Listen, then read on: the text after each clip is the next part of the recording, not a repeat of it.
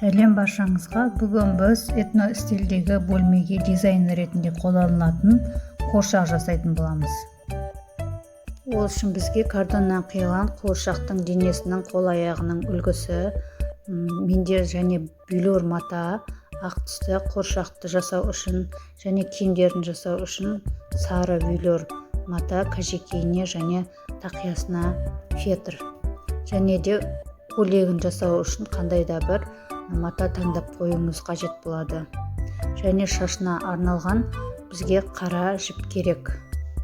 Сіз өзіңіздің фантазияңызға қарай басқаша қылып түрлендіріп жасасаңыз да болады қуыршағыңыздың киімдерін. Енді картоннан жасалған үлгілерімізді маталардың үстіне қойып 1 см бере отырып сызып аламыз да қиып аламыз. Маталарымыз тігу барысында қозғалып кетпес үшін булавкамен әр жерінен түйрелеп аламыз. Сонан соң машинкаде немесе қолмен ақ ине жіппен тігіп аламыз.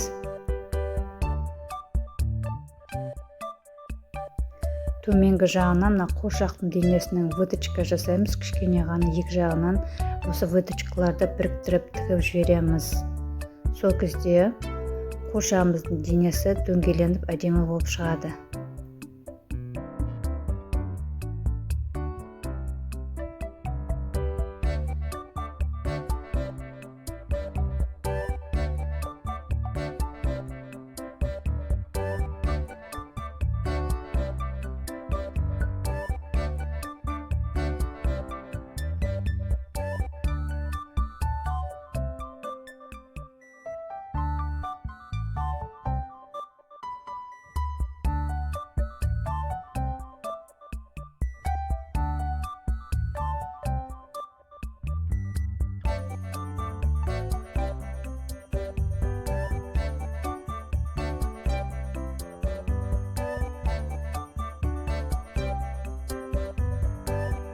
Енді қуыршағымыздың денесіне синтепонды барынша нығыздап саламыз.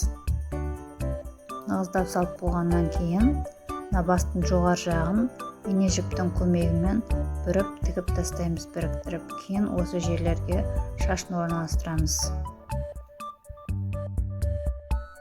Байқасаңыздар, басқа ұлттың қыз-келіншектері кукла, Тильда, кукла Маша деп түрлі көздің жауын алатын осындай қуыршақтарды маталардан жасап көрсетіп жатады.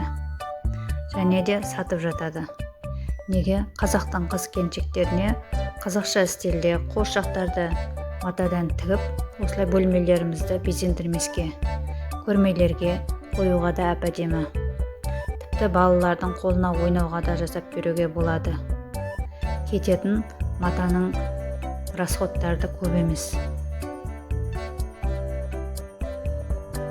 Дәл осы қуыршақтарды түрлендірсеңіз де болады. Басына құлақ салып, қоян етіп, аю немесе мысық немесе күшік етіп жасауға да болады. Барлығы өзіңіздің фантазияңызға қарай, қалауыңызға қарай.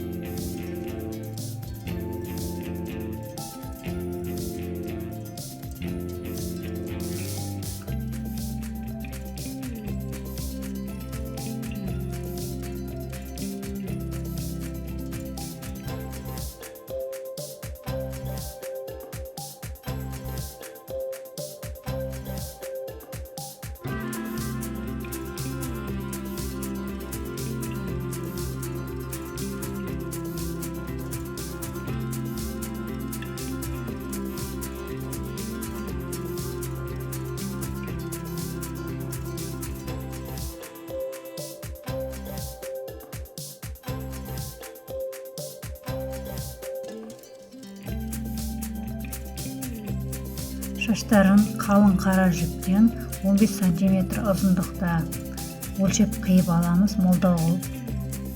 Және де ине жіптің көмегімен видеодағыдай басына орналастырып тігеміз.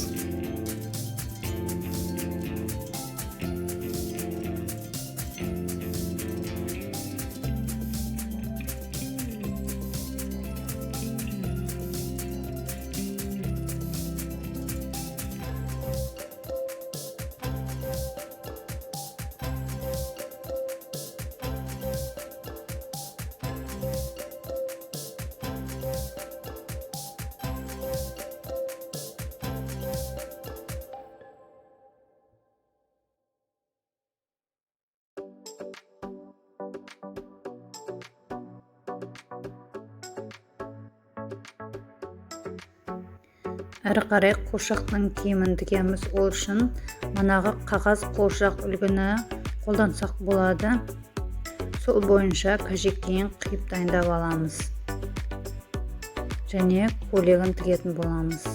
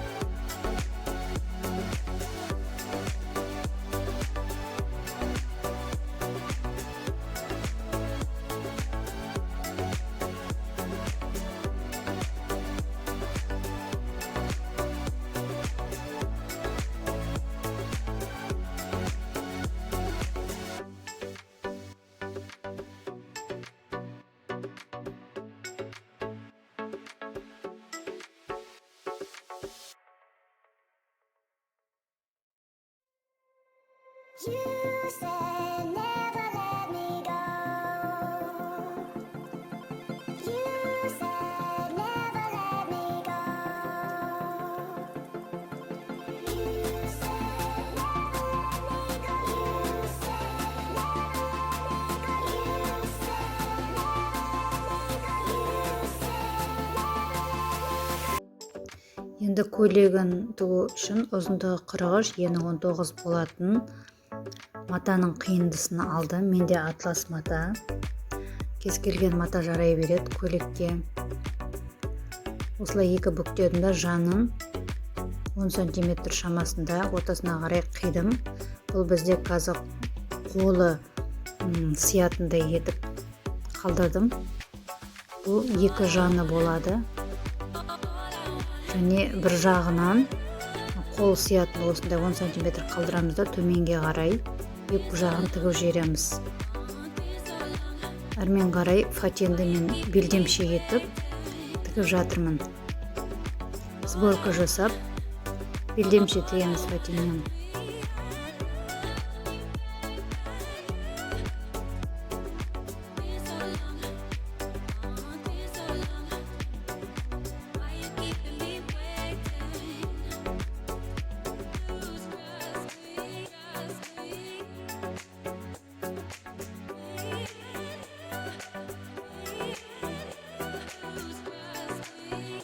Етек жағын ішке қарай көмкеріп тігудемін бір тігіспен.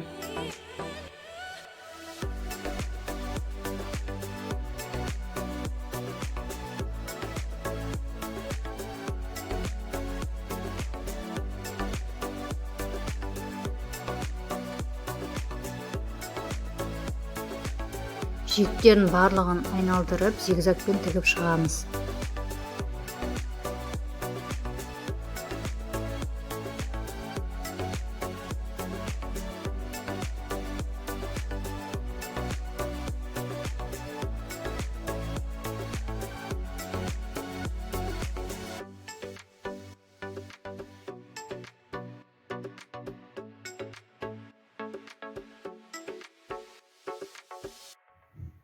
Көйлектің жоғарғы жағын, яғни мойын жағын 1 см шамасында қайтарып тігіп тастаймыз, кейін ортасына бау өткізетін боламыз.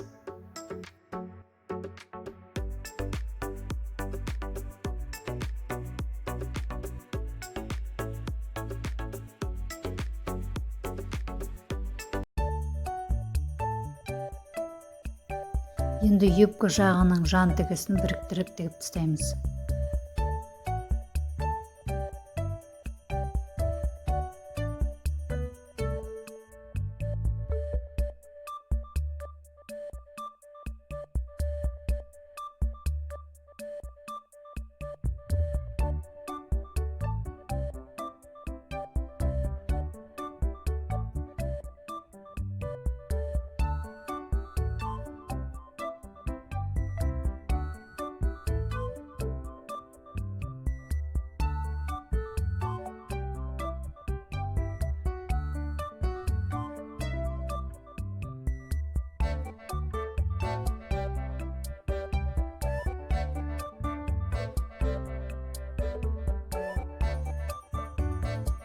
Манаға бау саламыз деген жерге бауымызды саламыз, яғни мойын жағына. Қуыршаққа көйлегімізді кигізіп болғаннан кейін осы жердегі бауды бүріп байлап қоятын боламыз.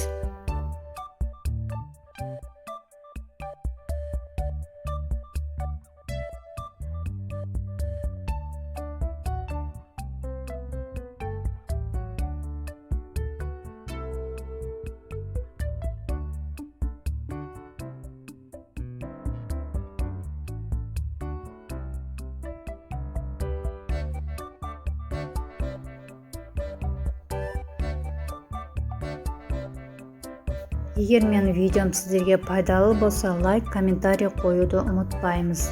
Егер менің видеомды бірінші рет көріп жатсаңыз, менің каналыма тіркеліп қойыңыздар және басқа да видеоларымды көруді ұсынамын. Рахмет баршаңызға, сау болыңыздар.